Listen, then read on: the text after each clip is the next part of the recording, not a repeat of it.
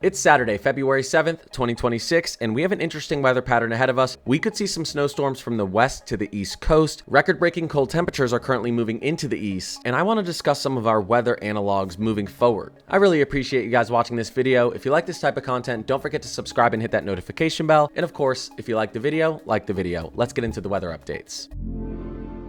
Quickly starting with our live radar, we do have some moisture moving into the Pacific Northwest. Again, low elevation rain, high elevation snow, and that's going to continue for a few days. We also have our Clipper system still moving off the coast of New England, and this is going to continue to bring snow for portions of Massachusetts, Connecticut, and Rhode Island throughout the day. Now let's run through our updated 7 and 10 day forecasts. What's this weekend going to look like? Moving through Saturday, you can see some more cold air is diving out east, and again, we have that precipitation moving into the Pacific Northwest. We might get a little bit of precipitation moving into the Southwest here as well. Now we transition into Sunday, and we have that moisture that's been moving into the Pacific Northwest, beginning to collapse a little bit further to the south, maybe into Northern California, trying to get some of that snow and rain out towards Idaho and Montana. Again, still cold air collapsing out east, but we start to get a ridge building up over the plains, and this is going to try to push some warmer air out east as well. This is how the temperature anomalies look over the next couple of days. Obviously very cold in the east. Those greens, purples, and pinks, we're talking about temperatures 10, 15, 20 degrees below average, and when it comes to the lighter oranges all the way up to these whites out west, it's the opposite. We're talking about temperatures 5, 10, 15, 20 degrees above average. So you can see we're pushing through Saturday,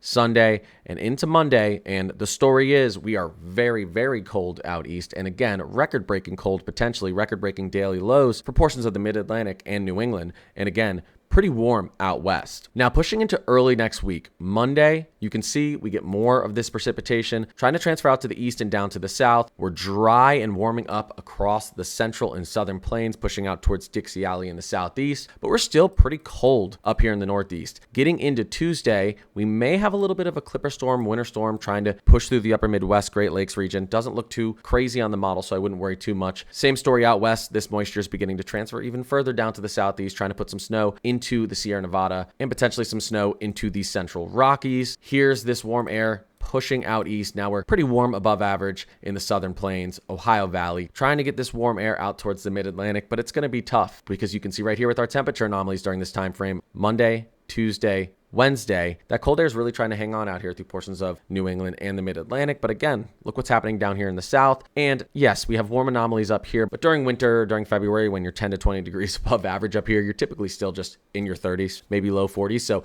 not bone chilling cold, but it's still going to be cool up to the north. You could actually have some 60s, 70s, maybe even high 70s for portions of the south with these type of warm anomalies during this time frame here though. And you could see that when I show the actual temperatures. This is going to be pretty nice weather here. Highs in the low 70s, high 60s, sunny. So try and get out and enjoy this weather if you can during the middle of next week. All right, so pushing into Wednesday and Thursday, we have to watch this area. This was looking a little bit more threatening before, but we could get a little bit of severe weather up here through portions of the Ohio Valley and Dixie Alley. Not looking too intense right now, but we'll watch it. And again, getting into Wednesday afternoon, some more snow moving through the Rockies. Let's transition into Thursday, and models are hinting at a slightly collapsed jet here that could promote some snow along this Bear Clinic boundary, maybe into the Carolinas, Virginia, Kentucky, portions of Tennessee. Not looking too impressive right now. We're going to have to continue to watch this. I think it may just be a washout with rain right now. And again, another little clipper system up here through portions of the northern plains and upper Midwest. We're now talking about next Thursday. And then pushing into Friday, you can see there's that snow potential, rain potential, and we have some more precipitation moving into the Pacific Northwest. So during this time frame, Wednesday into Thursday, we start to get cooler again out east, and warm anomalies in the southern plains and northern plains here. We're pretty cool out west. Getting into Thursday, getting into Friday, you can see we're really trying to cool off across much of the country. A lot of cool anomalies here. Still a little bit above average up here in the northern plains though, and through portions of the upper Midwest. Now getting into Valentine's Day, we've seen a lot of interesting things. We're starting to see some potential snow in the southern Rockies. We still have some moisture moving into the Pacific Northwest, but we need to watch what's happening out here around Valentine's Day. Now yesterday we talked about it in the live. We had the Euro actually bringing this system up through the Ohio Valley and into the mid-Atlantic as a potentially good snowstorm. Now with the latest updates, this jet has collapsed pretty far to the south here, and we're trying to get some snow actually down here in the southeast. I'll show you what the latest models see. There you go. This would be decent snow into Georgia and South Carolina. I'm not fully buying this quite yet, and we're still talking about 180 to 200 hours out until this potentially develops, but I will say we still need to watch what happens